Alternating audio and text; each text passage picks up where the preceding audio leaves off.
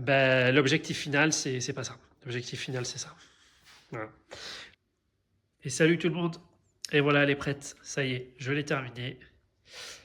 Allez, on va la regarder un petit peu. On va regarder en détail après ce qu'il y a à l'intérieur.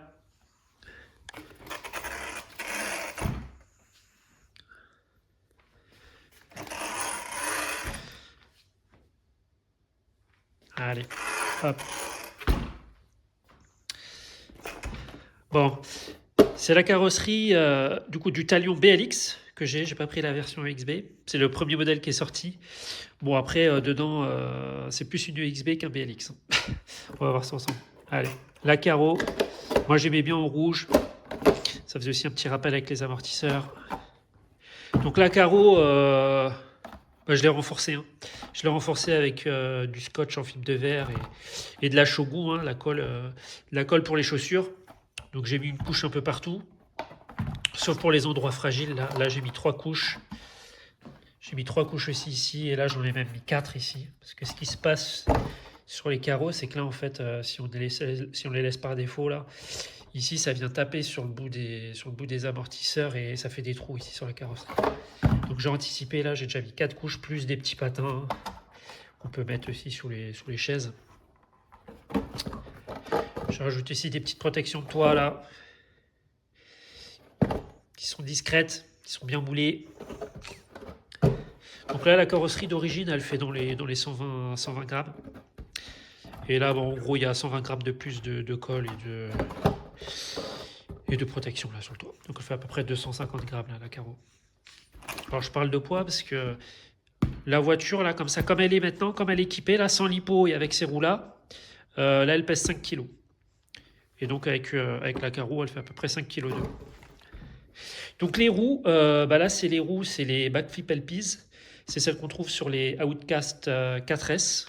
Ouais, c'est des roues que j'aime bien moi. Et surtout elles sont pas trop grandes parce que voilà d'origine les roues Qatar là qu'il y a sur le Talion elles sont pas très grandes. Donc je voulais quand même garder des roues à peu près de la même taille pour qu'elle garde toujours son petit en fait. Voilà, un peu comme la Typhon. Moi c'est ce que je souhaitais avec le Talion.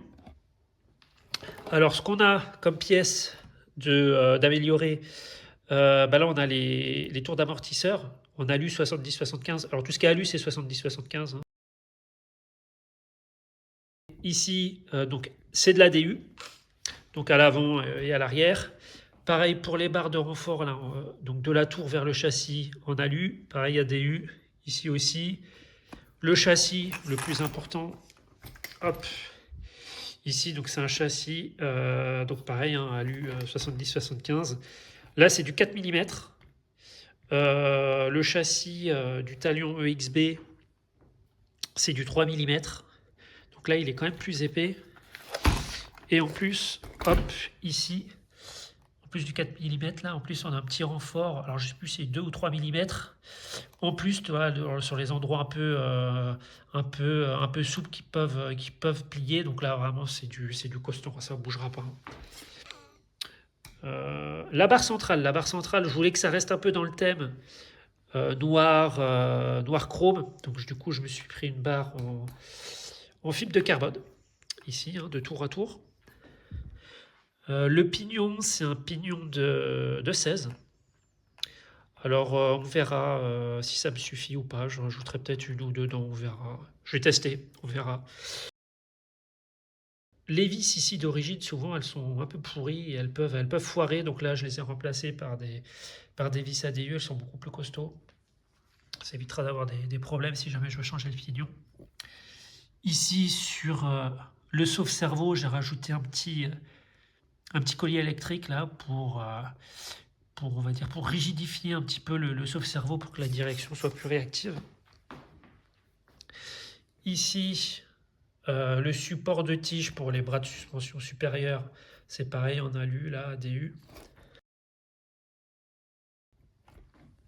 Les garde-boue, je me suis gardé, comme pour toutes mes 6S, là, je m'imprime des garde-boue en TPU. Ça, c'est pratique.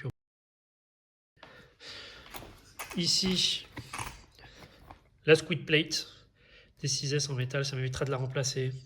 Avant, je m'imprimais des petites squid plates en plastique, mais bon, avec ça, au moins, on l'avait une fois et il n'y a plus besoin d'y penser. Ça marche tout le temps. Là, on voit bon, celui d'origine. Hein. Pour rappel, hein, la voiture, à l'origine, c'était une Fireteam que j'ai transformée en Talion. Et donc, le Fireteam, il avait déjà un boîtier à lui là, pour le diff. Donc, pareil, hein, j'ai mis les boîtiers à lui partout. Voilà, on les a bien calés. Donc là, c'est chouette. Ici, c'est du 1 million. 50 000 et 100 000 à l'avant. Ici, est-ce qu'on va le voir? Hop. Ici, là, pour les noix de diff, je les ai changées. Alors que ce soit à l'arrière, c'est les mêmes. Hein. Les deux à l'arrière, hop. Ou les deux à l'avant. Donc, c'est pas celles d'origine, c'est des ADU qui sont plus larges. Elles sont plus longues. Donc, elles sont plus longues de 1 mm ou 1 mm et demi. Et hop, ici, pareil. Hein. Comme j'avais montré dans la vidéo Arma 6S Tips and Trick, j'ai enlevé la petite cale ici et ici pour que le cardan s'enfonce plus dans la noix de diff. Et en plus, la noix de diff est plus grande. Donc normalement, là, ça ne devrait pas dépop, on ne devrait pas être embêté.